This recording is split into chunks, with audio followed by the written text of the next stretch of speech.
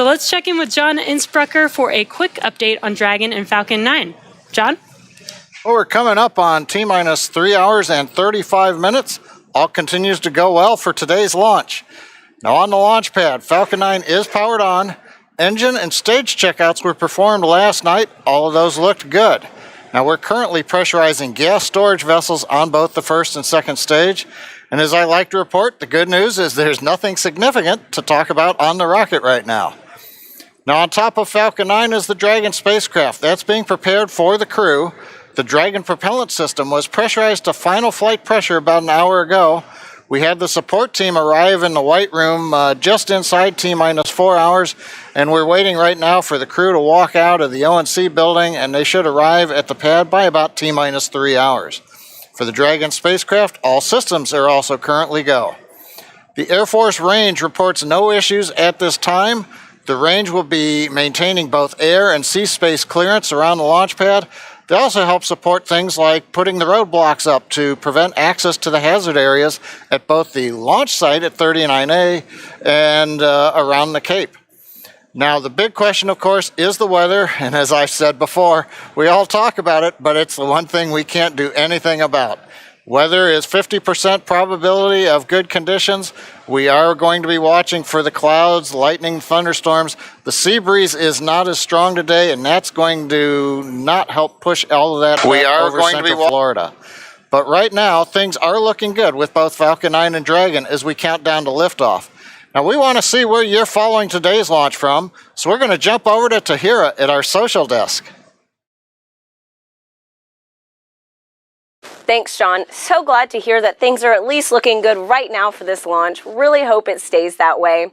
So we just took a look at numbers of viewerships across our social media platforms, and there are now 500,000 of you tuning in for today's broadcast. Welcome, guys. We are so excited to have you.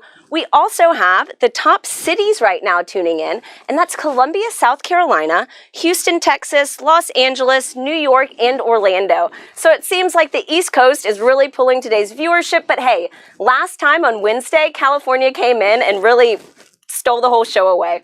Let's take a look at what's being shared online right now. So right now we have this future astronaut, and I don't know who he had to call, but it looks like he is in this SpaceX suit and his Tesla getting ready for round 2. Absolutely love it. Let's take a second look. Okay, right now we have a French bulldog. It looks like taking Bob's place for launch right now. This is so funny.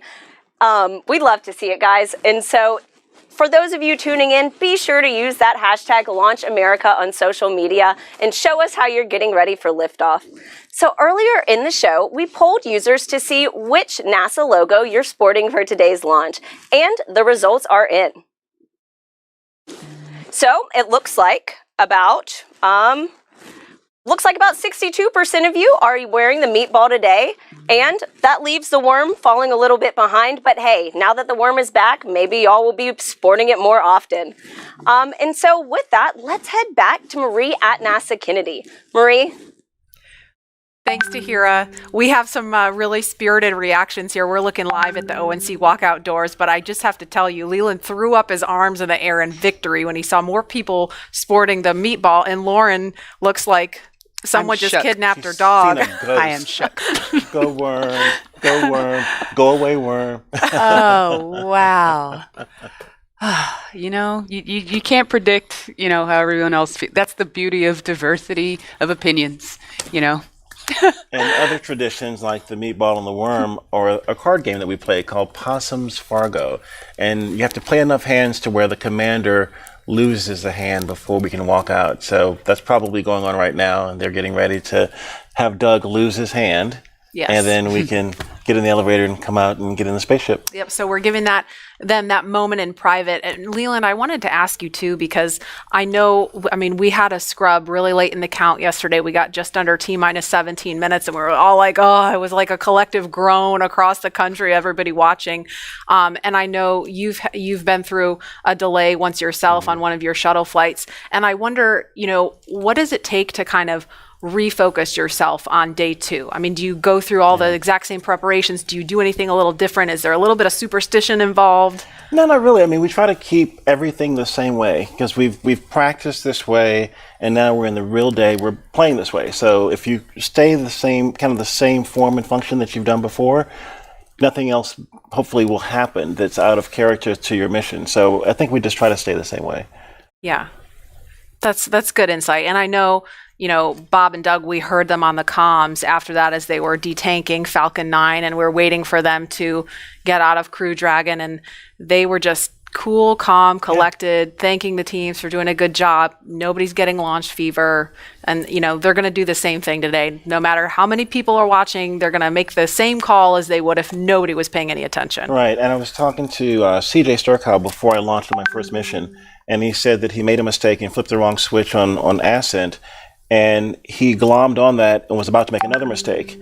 But he said that he had to just focus and get back to, grace under pressure so that he would make a third mistake, which could have been, catastrophic. So that's what we always try to do, is to try to do everything the same way, be very deliberate, but be very graceful, not really try to overthink something, but try to stay safe. Absolutely. And calm. Yeah, that's so key. And I know that's top of mind for all the SpaceX and NASA teams working on this today. And again, we're just standing by. We expect the crew is going to be leaving the suit up room in just a couple of minutes. So we're giving them those last few minutes in private at the ONC building. And again, we're looking at the pad here. One of the other things that struck me, we watched the videos about Bob and Doug. And when I went home on Wednesday, because people saw, a lot of people who were watching and then or maybe watching again today, saw the videos about them, learned a little bit about their military background. My husband's a Marine, so he's like super pumped about Doug. Doug tweeted Semper Fi. And so I know like all the Marines out there are like